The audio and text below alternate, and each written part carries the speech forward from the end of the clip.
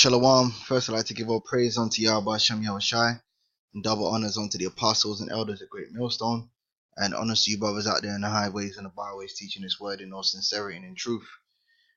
And I want to just do a news blitz real quick, mainly focusing in on World War III, which we're already in the midst of World War III, you know. But what we're focusing on is the final battle, the final battles of war, because pretty much most of the wars which most of the battles which have been fought after World War II have been basically a war, proxy wars between two great powers, which is Russia and America.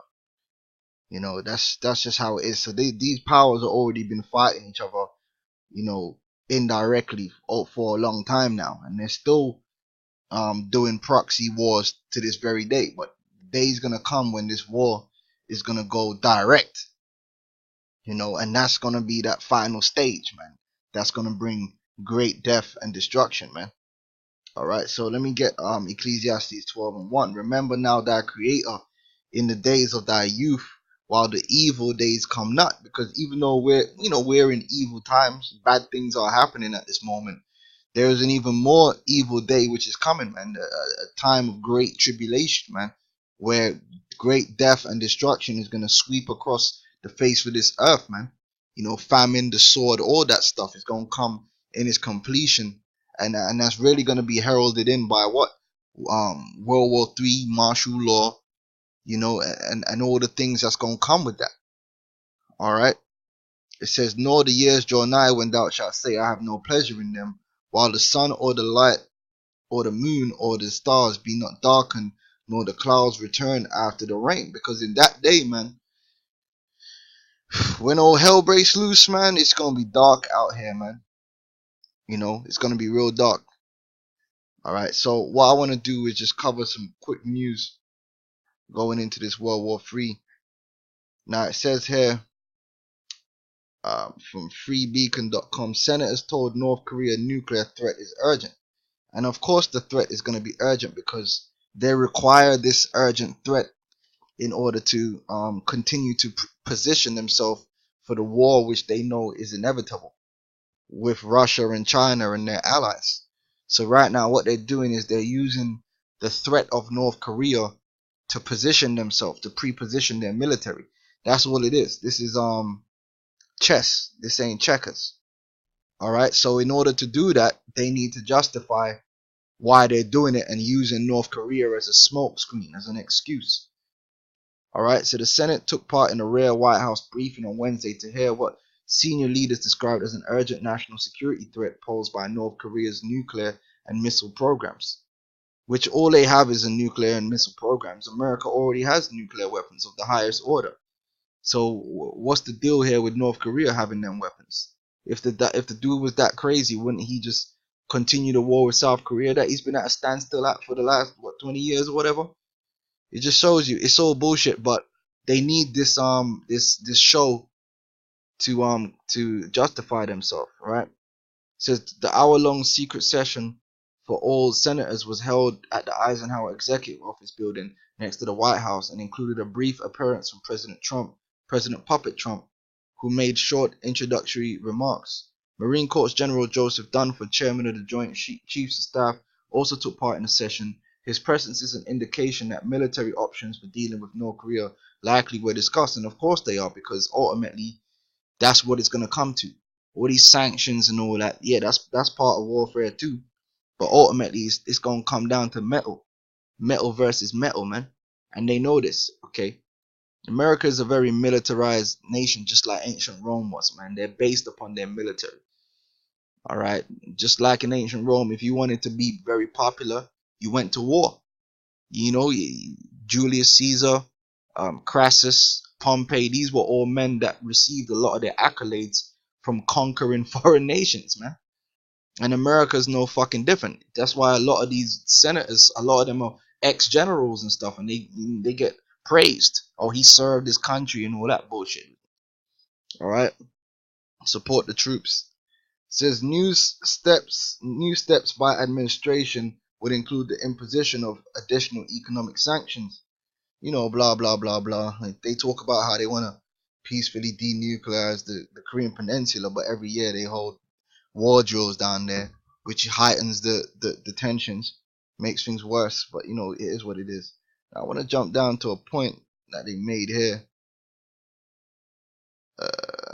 It said Barroso said he favors increasing sanctions, including sanctions on China. Now, if you know anything about sanctions, man, basically the more you sanction other nations, man, you cut off their bread, the more likely that it's going to lead to what? War. Trade wars, economic wars lead to real wars, man. And that's one of the reasons why Japan attacked America in the first place, because they put an embargo on Japan, I believe, on the oil going into Japan. So you back a guy into the war, he's going to fight. All right. It says, Coons, you know. Senator Chris Coons called the session very clear-eyed, sober, and serious. Coons told MSNBC the administration is working to avoid a conflict. Yeah, sure. And making it clear to China how serious we are about preventing North Korea from developing the capability to deliver a nuclear warhead by ICBM against the United States or one of our key allies, and that there are real efforts being made to avoid a misunderstanding or miscalculation, because I do think this is a very dangerous circumstance and situation. And make no mistake, China know exactly what this situation is all about. That's why they sent troops down there to the North Korean border, because their thing is they're not going to allow North Korean lands to fall into the hands of the enemy. So as soon as there's anything, they're going to send their troops into North Korea to claim that land, man, to shore up their border. Because they know ultimately that's exactly what this thing in North Korea is all about. It's all about America using North Korea to bolster their military might in the Pacific theater, okay, against China, because they're the big dog in that area. It's that simple. That's why they're trying to invoke Pearl Harbor as well. Let's play this clip. They're trying to invoke Pearl Harbor in this situation too, which that goes back to World War II. The head of U.S. Pacific Command told Congress today that Hawaii needs more protection against the potential attack from... God damn, is this based in Hawaii, man? Look, it's all you Esau, man. He does that mind control on people everywhere. The way they read, the way they're dressed, the way they talk, you know, the tone of their voice just screams American, man. I mean, damn. Esau doing a hell of a job out there, man. But anyway. North Korea. The threat was the focus today as the entire U.S. Senate was called to the White House for a secret briefing about the rising tensions in the Asia-Pacific region. Ashley Nagaoka reports. But Kim Jong-un is clearly in a position to threaten Hawaii today, in my opinion. Testifying before the House Armed Services. So they're directly invoking the spirit of that Pearl Harbor sacrifice, man. Esau, man, he knows what he's doing. Committee, Admiral Harry Harris says more should be done to improve Hawaii's ability to protect itself from North Korean threats. No, basically, more should be done to bolster the Americans' military might in the Pacific against China. And they're using North Korea as a pretext for that. That's all it is. The leader of U.S. Pacific Command says Hawaii should have its U.S. Pacific Command. Remember that. U.S. Pacific Command. The Americans have a world empire. They have their military based all over the world, and they got the world split up into regions which they want to control. They want to have hegemony over. And any nation within that region which poses a military threat is on the list to be taken out. And China is a threat to them in the Pacific. They already vassaled out Japan. China is not a vassal. They want China to be a vassal. But China has decided they don't want to be a vassal. They're cooping up with Russia. So they're going to buck heads. Own defensive radar. He also wants to study the possibility of installing interceptor missiles in the state. We have X number of interceptors that can shoot down Y number of targets. And if the opposition fired Y+1, then that's at least one. That will get through. Hawaii's congresswomen, who both serve on the committee, say they are looking at what technology best suits the state. In the meantime, they say the U.S. must exhaust diplomatic solutions, like having China put economic pressure on North Korea. If there's anyone who has which that may or may not happen at the end of the day. No, China's going to play this however they feel is going to be best suited to hurt the enemy and their plans. So we'll see what China does. They could say they're going to put sanction, but then on the back end smuggle resources into North Korea anyway through proxy, through some other. There's always a way to get around things. You know what I mean? So they're invoking Pearl Harbor now. I'm gonna put this in the description box. Pearl Harbor was a false flag, man. They allowed Pearl Harbor to happen. They had pre-warning of Pearl Harbor. They allowed it to happen as a pretext for them to enter into World War II. I ain't gonna read none of this article, but I'll put it in the description box. And this same Pearl Harbor deception is what they're invoking in this situation because they want to bolster their military in that region. Now, I've got a thing here called, because you might hear me and Ariala, we mentioned theaters of war, and other brothers too, because there's a lot of brothers in Great Millstone that really key in on this topic. And you might hear us use the term theater of war. It says in warfare, a theater, okay, or theater is an area or place in which important military events occur or are progressing. A theater can include the entirety of the airspace, land, and sea area that is or that may potentially become involved in war operations. All right. Now, when you go back into World War II, I just want to show you that in World War II, there were three main theaters.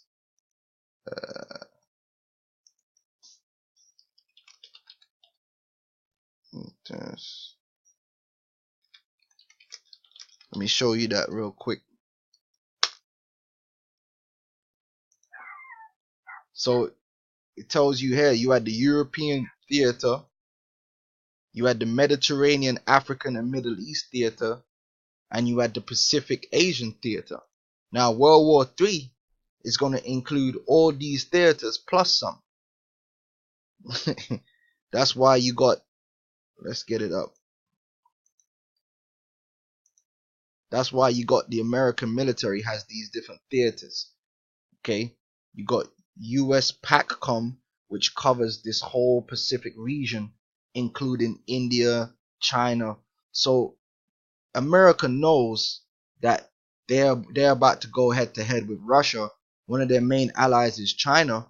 So what they're doing is both using North Korea, which itself is a target for them to bolster themselves, as an excuse to build up their military in the US PACCOM, US Pacific Theater of War. And Africa is a theater of war. So they deal, I believe like now they want to go into Somalia. You got different French troops and that which are down there in West Africa. So they're in Libya. You know what I'm saying? So this is going to be a theater of war to Africa. Of course, the Middle East is going to be the epicenter of World War III. Europe is going to be a theater of war. The Atlantic Ocean, the Russian submarines and whatnot, they're going to be going at it. Antarctica, Pairs going or whatever, Arctic, wherever it's the Arctic, the Arctic, that's going to be a theater of war. And for the first time ever, America itself is going to be a theater of war. Unlike these other, most wars America has fought, they have never had to fight on their own soil, but they're going to have to fight on their own soil in that day. The Russian bombers, and they're going to be trying to do what they got to do. They're going to have submarines off the Pacific launching into America. It's going to be crazy. You got the U.S. Southcom, because there's going to be there's allies of Russia in South America, man. And America has their bases down. They're going to be going at it there too. So you see, America has this world empire, and that's why they spend so much money, because it takes a lot of money to have all this equipment and resources in these different regions, man. And like I said, this whole thing with North Korea is all about the build up, because they got a big fight in their hands against China and possibly India, and them probably gonna flip sides too in that day. Australia, that's one to watch, because one never knows what Australia might do. Philippines is already looking like they're looking to flip over to Russia. And Japan, I always say, man, watch Japan, because the scripture says, when they shall cease to deal treacherously, they shall deal treacherously with thee. So it's gonna be a lot of crazy shit happening in this war. But that's basically what's happening. The understanding of what's going on over there with this North Korea thing. You know, it's all getting, the wars and rumors of wars are being used to preposition both these great powers into place for the final battle. Okay, so hey, now is the time to seek the Lord before these two bulls butt heads, because once they butt heads, a great dark cloud is gonna descend upon the earth, man. Great death, and that in that day it's gonna be too late to repent, because that's the judgment hour. Okay. Now, I want to also cover this article real quick. Cashless from Reuters, cashless society getting closer, which is all a framework for the mark of the beast, which the mark of the beast is going to be sprung upon. It's going to be sprung. Once this economy collapses, man, and all hell breaks loose, that's when the mark of the beast is going to be issued by the state, man. You know, that's just how it's going to be. We're already in a cashless society. We're already there. It's just a matter of them bringing in the right chaos to establish the order that they want, which is everyone requiring that chip for every and anything to do with the state. Okay, so we already there. They've already built up a framework, and these systems are everywhere. Everything is paperless now. These systems governmentally, most government organizations are paperless. You know, over here in the UK, you used to have a tax disc on your car and the MOT pay. Now you don't need none of that. It's all on databases, man. You know what I'm saying? So it's already going that way anyway. It's just a matter of bringing in the chaos to bring it in hardcore. Okay, through terrorism, all this stuff. Paying with cash could be a thing of the past. A study showed Wednesday that more than a third of Europeans and Americans would be happy to go without cash and rely on electronic forms of payment if they could. And that's just the people who willingly will accept that. But what about when all hell breaks loose and they're hungry and they need food and the government is the only one that's there in these camps to provide it? How many of them do you think would be willing to be chipped to receive those rations? Then you're going way above 30%. Trust me. There's something you will do in times of peace, and there's something you will do when the pressure's on. Okay? What do they say? Desperate times call for desperate measures. That's why they're gonna really when they bring the chaos, that's when you're gonna really see this mark of the beast come into life, because they know they're gonna have the people in a hard place. Just like with Pharaoh. How did Pharaoh get the Egyptians to give up all their lands? Through the famine. Okay? Not saying he caused the famine, but they wouldn't have ordinarily given the Pharaoh all that power over them if it wasn't for the crisis. Alright? And at least 20% already do. The survey by ING bank website Easonomics was conducted across Europe, which considering they only want 20% of the world's population, you know, think about that. So they're ready to do what they got to do, man. The only thing that's stopping them from bringing that chaos hardcore is that the Lord wants his elect to be sealed. Okay, which that's happening rapidly anyway. The US and Australia. A significant 34% of respondents in Europe and 38%. And it's funny how they're focusing on these areas which are directly controlled by the beast, which is the EU and NATO. Because this is their program. You got these guys out there saying the mark of the beast ain't the implantable microchip. Then you please explain to me why the so-called white man has invested billions and billions and maybe even trillions into these technologies and have made sure that the RFID technology has permeated its way through all areas of society, man. Explain why have they gone through all of that trouble to build this system if it's not the system of the beast? Come on, man. The US said they'd be willing to go cash-free permanently. There tended to be more of a... And a lot of that is going to be the younger people. Older people, they don't really adapt that well. Towards accepting cashless transactions amongst the countries but lower income levels. Romania, Turkey, for example, and to a degree, Poland. And cash is already getting less popular. More than half of the European respondents said they'd used less cash in the past 12 months than previously, and 78% said they expect to use So it that even shows less. you how fast this thing is moving, how fast the psychological preparation is working. That is true. Within the last 12 months, a lot's changed, man. You know what I'm saying? You see a lot more people paying with their phones and all that stuff now. You know, it's more convenient. Let's just be honest, man. You go into the store and you just pay for what you want. You just tap it on now. It is. I use it, man. I'm not gonna lie. I use my contactless payment card. It's fucking quick and easy, man. I'll go in there. I don't have to talk to nobody. I scan my shit. I tap my card and I'm out. You know what I'm saying? But I ain't gonna take the mark of the beast because I know what it is. But I'm just telling you, cashless society, man. It's the way of London, man. Okay, you get on the bus, no one pays the bus drivers with money no more, man. You can use your bank card, which we already prophesied that was going to happen, that your bank card is actually an Oyster card now. So instead of having an Oyster card to pay for the bus, you can actually just tap with your actual bank card. And all these Visa and MasterCard, they're all set up by the elite, so they're all down with it any damn way. Faster pay and contactless payment. It's all, them guys all go to the Bilderberger meetings, man. They know exactly what time it is. They know they're the captains of industry. That's how they control things. They have their people in place to push the world in the direction that they want it to go in. Micah 2-in-1, baby. Come on, man. Over the coming 12 months, payment systems such as contactless cards and phone-based digital wallets have become so prevalent, the issue has even become political in some countries. Cash fans Germany are concerned by the European Central Bank decision to phase out the €500 note next year, saying it's the start of a slippery slope. The Central European country still likes hard cash, with only 10% telling the survey they rarely use paper money.